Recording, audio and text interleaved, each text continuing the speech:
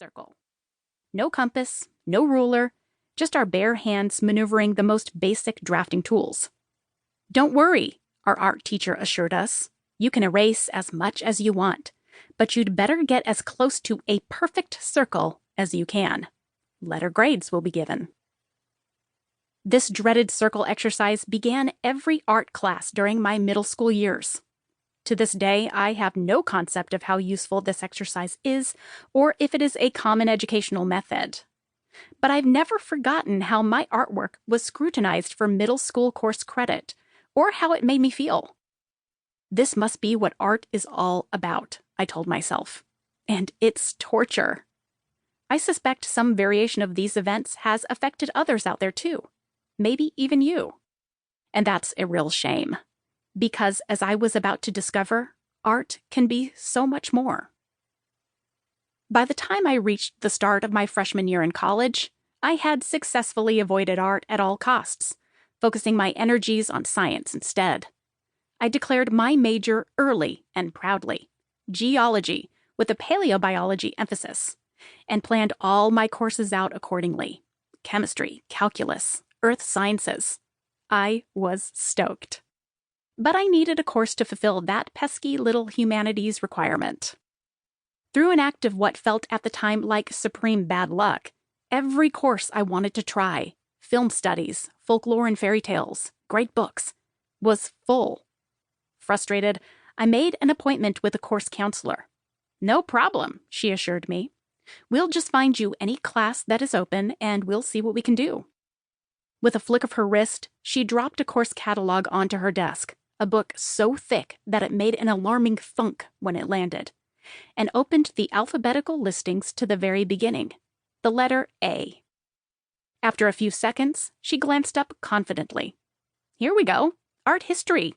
Everyone takes art history courses here. Let's just see if you can get in."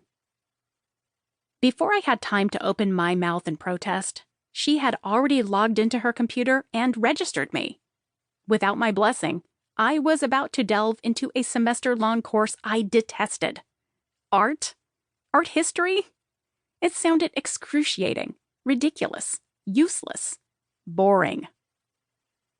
By mid-semester of my freshman year, though, the joke was on me. Having entered the study of art under duress, I started to realize that I actually looked forward to art history class, to the backstories, the hidden symbolism, even the terminology, finding it more compelling than my chemistry lab or my geological studies. Stranger still, I experienced the oddest impulse during my downtime.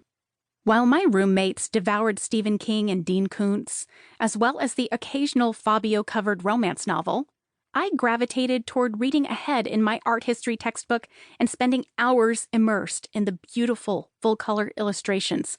Cough, nerd alert, cough. The effect was unsettling, and it caused me to question what I had long considered to be core beliefs. I don't like art.